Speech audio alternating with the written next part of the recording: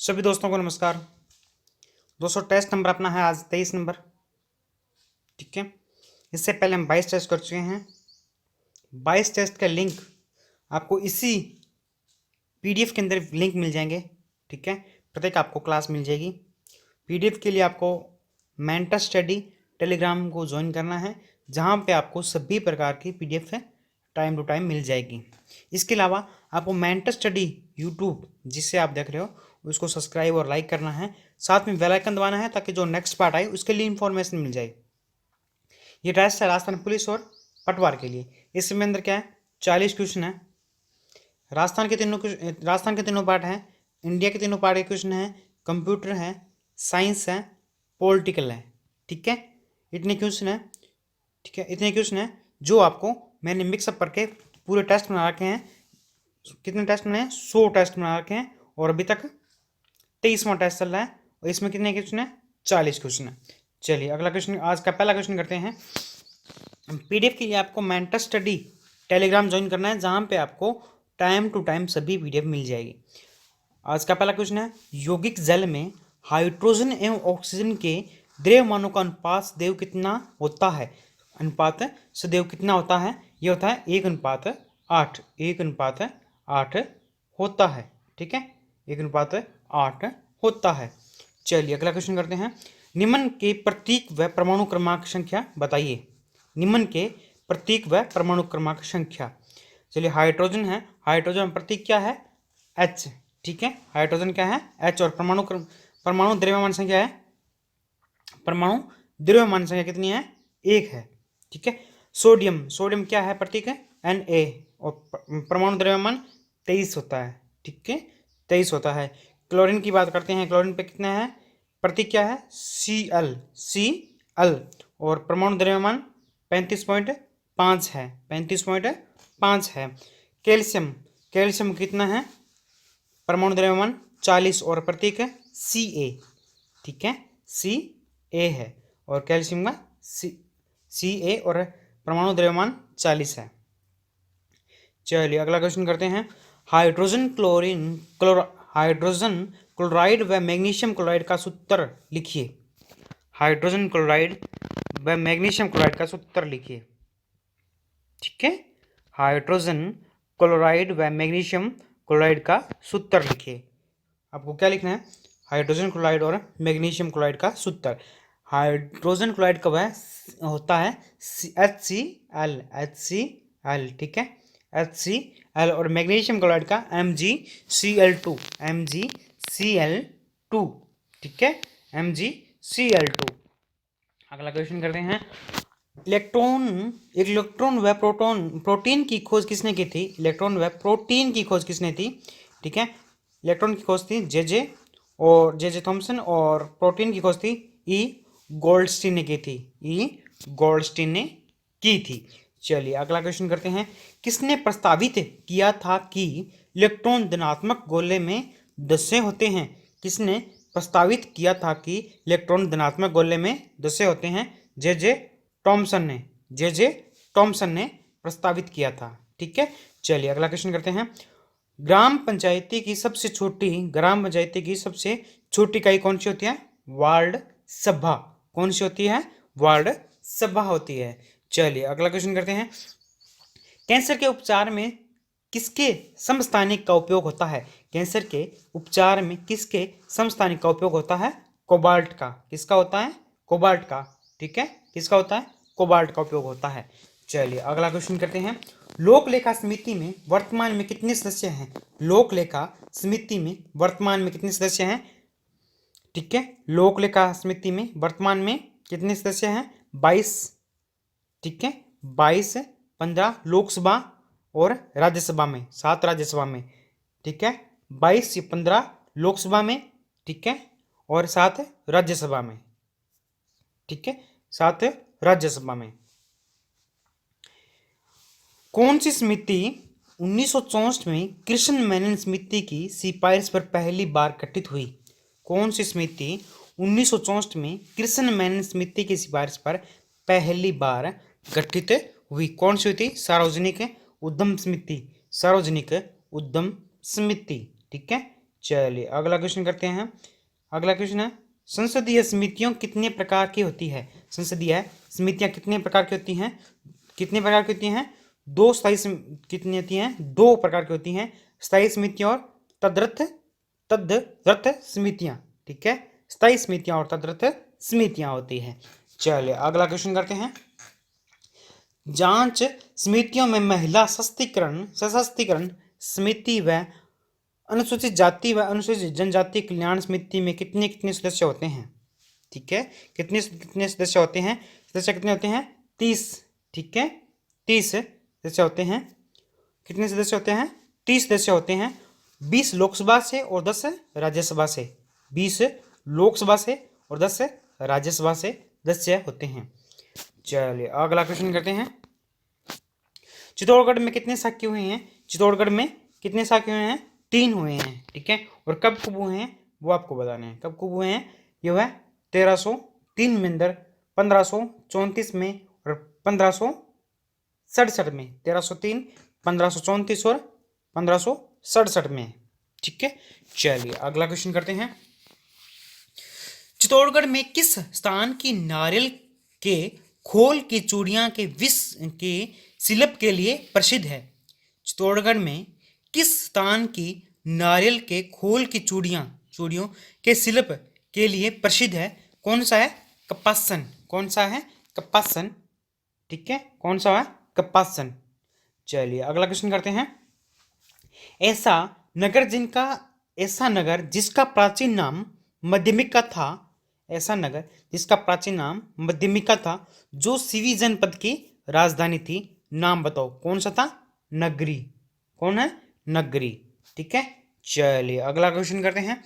अगला क्वेश्चन है, एरन दुर्ग व पारिक दुर्ग किसे कहते हैं? एरन दुर्ग व पारिक दुर्ग किसे कहते हैं? वह दुर्ग जो खाई, कांटों व पत्थरों के कारण दुर्गम हो, जैसे चित्तौड़गढ़ दुर्ग, जालौर दुर्ग। ठीक है, उसे कहते हैं एरन दुर्ग। उसे क्या कहते हैं? एरन दुर्ग कहते हैं। पारिक दुर्ग किसे कहते हैं? वह दुर्ग जिसके चारों तरफ गहरी खाई हो। ठीक है, जैसे वह दुर्ग जिसके चारों तरफ है गहरी खाई हो। ठीक है, जैसे कौन सा होगा? भरतपुर और भरतपुर का लोहागढ़ दुर्ग। भरतपुर का लोहागढ़ दुर्ग। चलिए अगला क्वेश्चन करते हैं। अजमेर में स्थित किस किले का निर्माण 1570 में अकबर ने करवाया था? अजमेर में स्थित किस किले का निर्माण 1570 में अकबर ने करवाया था? किसका करवाया था? अकबर का किला दौलत खाना या मैगनीज। अकबर का किला दौलत खाना या मैगनीज। ठीक है, चलिए अगला क्वेश्चन करते हैं। किस दुर्ग का मावठा तालाब और दोलाराम का बाग खूबसूरती के लिए प्रसिद्ध है? किस दुर्ग का मावठा तालाब और दोलाराम का बाग खूबसूरती के लिए प्रसिद्ध है? किसका है? आमेर दुर्ग का। किसका है? आमेर दुर्ग का। इसी किले में शिला देवी जगत शिरोमणि का मंदिर है। कौन से दुर्ग में है? इस किले में शिला देवी और जगत शिरोमणि का मंदिर है। कौन से में? आमेर दुर्ग में है। ठीक है, चलिए अगला क्वेश्चन करते हैं। अगला क्वेश्चन है 18 नंबर क्वेश्चन है। अचल दास खिच्ची को किसने राज्य सौंपा और अचल दास खिच्ची किससे लड़ता हुआ वीरगति को प्राप्त हुआ? अचल दास खिच्ची को किसने राज्य सौंपा और अचल दास खिच्ची किससे लड़ता हुआ वीरगति से प्राप्त हुआ? आपको ये बताना है। संत रामानंद के शिष्य संत पिप्पा ने। ठीक है, किससे लड़ा? संत रामानंद के शिष्य है संत पिप्पा ने 1423 में मांडू के सुल्तान हुक्म शाह से। ठीक है, किससे वीरगति से प्राप्त हुआ था? किससे वीरगति से प्राप्त हुआ था? मांडू के सुल्तान हुग्गंस शाह से। ठीक है, चलिए अगला क्वेश्चन करते हैं। आज का क्वेश्चन नंबर 19 नंबर क्वेश्चन है। किस किले में रखी जयबान तोप को एशिया की सबसे बड़ी तोप माना जाता है? किस किले में रखी जयबान तोप को एशिया की सबसे बड़ी तोप माना जाता है? कौन सी है? जयगढ़ दुर्ग। कौन सी है? जयगढ़ दुर्ग है। चलिए अगला क्वेश्चन करते हैं। मुस्लिम संत पीर मिट्टे साहब की दरगाह मिट्टे साहब की दरगाह और संत मीरान साहब की दरगाह कौन से दुर्ग में है? कौन से दुर्ग में है? कौन से में है? गागरोन का किला और तारागढ़ अजमेर में। गागरोन का किला और तारागढ़ अजमेर में है। ठीक है, चलिए अगला क्वेश्चन करते हैं। राज्य की प्रथम महिला सरपंच कौन बनी थी? राज्य की प्रथम महिला सरपंच कौन बनी थी? श्रीमती छगन बहन गोलछा खिचन और जोधपुर की। श्रीमती छगन बहन गोलछा और खिचन और जोधपुर की बनी थी। ठीक है, चलिए अगला क्वेश्चन करते हैं। क्वेश्चन नंबर है 22 नंबर क्वेश्चन है। राजस्थानी चित्रकला की जन्ममुखी कौन सी जंग है? जन्ममुखी कौन सी जंग है? वह राजस्थानी चित्रकला को भौगोलिक एवं सांस्कृतिक आधार पर कितनी शैलियों में विभक्त किया गया है? कितनी शैलियों में विभक्त किया गया है, आपको ये बताना है। ठीक है, चलिए ये करते हैं। मेदपाट मेवाड़ में। ठीक है, कितने हैं? मेदपाट मेवाड़ में, पेसेलिया मेवाड़ में, मारवाड़ हड़ौती डुंडाड़ में। ठीक है, डुंडाड़ में। मेदपाट मेवाड़ में, पेसेलिया मेवाड़ में, मारवाड़ हड़ौती डुंडाड़ में। ठीक है, चलिए अगला क्वेश्चन करते हैं। क्वेश्चन नंबर आज का 23 नंबर क्वेश्चन है। 23 नंबर क्वेश्चन की बात करते हैं। राधा कृष्ण की प्रेम लीला और प्रमुख चित्र बने ठनी किस शैली की विशेषता है? किस शैली की विशेषता है, आपको यह बताना है। तो कोई किसकी है? किशनगढ़ शैली की। किसकी है? किशनगढ़ शैली की विशेषता है। चलिए अगला क्वेश्चन करते हैं। यूनेस्को ने चित्तौड़गढ़ दुर्ग को विश्व धरोहर सूची में कब शामिल किया? यूनेस्को ने चित्तौड़गढ़ दुर्ग को विश्व धरोहर सूची में कब शामिल किया? ये किया था 21 जून 2013 को। ठीक है, विश्व धरोहर सूची में शामिल किया था। चलिए अगला क्वेश्चन करते हैं। देश में स्थानीय स्वशासन का जनक किसे कहा जाता है? देश में स्थानीय स्वशासन का जनक किसे कहा जाता है? लॉर्ड रिपन को कहते हैं। लॉर्ड रिपन को देश में स्थानीय स्वशासन का जनक कहा जाता है। चलिए अगला क्वेश्चन करते हैं। राजस्थान में पहली कौन सी देशी रियासत थी जिसमें ग्राम पंचायतों को वैधानिक दर्जा दिया गया था? वैधानिक दर्जा दिया गया था। यदि बीकानेर में 1928 में दिया गया था। ठीक है, 1928 ईस्वी में। चलिए अगला क्वेश्चन करते हैं। आज का क्वेश्चन नंबर है 27 क्वेश्चन नंबर की बात करते हैं। अक्टूबर 1959 नागौर के बाद किस राज्य में व किस दिन त्रिस्तरीय पंचायती राज व्यवस्था लागू की गई थी? त्रिस्तरीय पंचायती राज व्यवस्था लागू की गई थी, आपको यह बताना है। ठीक है, किस में हुई थी? किस राज्य में हुई थी? आंध्र प्रदेश में। कब हुई थी? 11 अक्टूबर 1959 को। ठीक है, चलिए अगला क्वेश्चन करते हैं। राज्य की प्रथम महिला प्रमुख कौन थी? राज्य की प्रथम महिला जिला प्रमुख कौन थी? श्रीमती नगेंद्र बाला कोटा की थी। श्रीमती नगेंद्र बाला कहाँ की थी? कोटा की थी।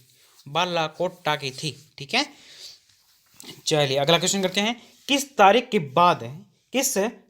के बाद किसी व्यक्ति की तीसरी संतान होने पर वो चुनाव लड़ने के लिए अयोग्य है? 21 नवंबर 1995 की बात कर रहे हैं। 21 नवंबर 1995 की बात कर रहे हैं। ठीक है, उसके बाद की बात है ये। ठीक है, पंचायती राज अधिनियम 1994 कब लागू किया गया था? ये किया था 23 अप्रैल 1994 को 73वें संविधान संशोधन में लागू किया गया था। चलिए अगला क्वेश्चन करते हैं। सरपंच प्रधान और जिला प्रमुख अपना त्यागपत्र किसे देते हैं? सरपंच प्रधान और जिला प्रमुख अपना त्यागपत्र किसे देते हैं? विकास अधिकारी को, जिला प्रमुख को और संभागीय आयुक्त को। विकास अधिकारी को, जिला प्रमुख को और संभागीय आयुक्त को अपना त्यागपत्र देते हैं। कौन कौन? सरपंच प्रधान और जिला प्रमुख। चलिए अगला क्वेश्चन करते हैं।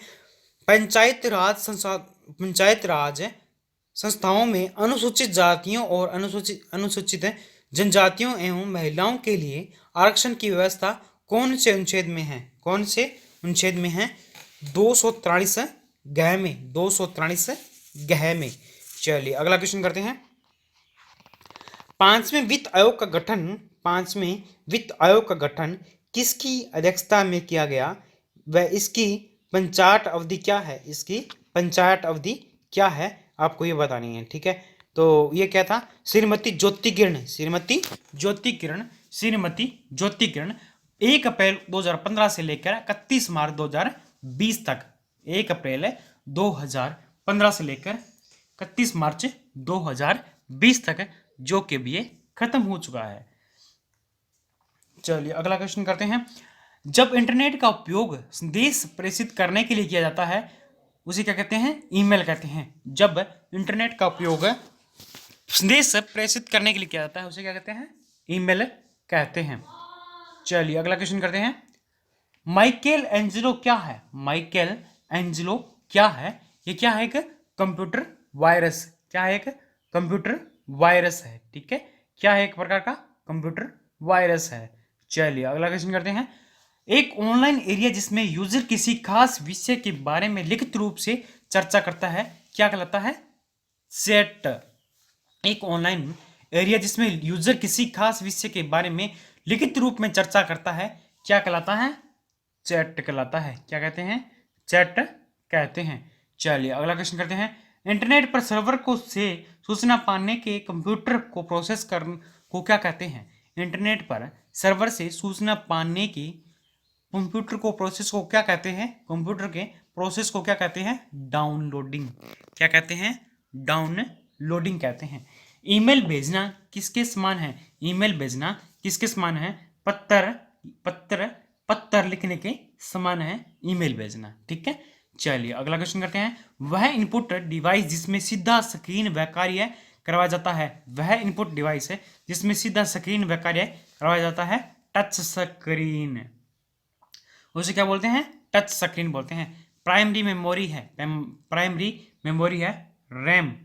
आज का लास्ट क्वेश्चन, प्राइमरी मेमोरी है रैम।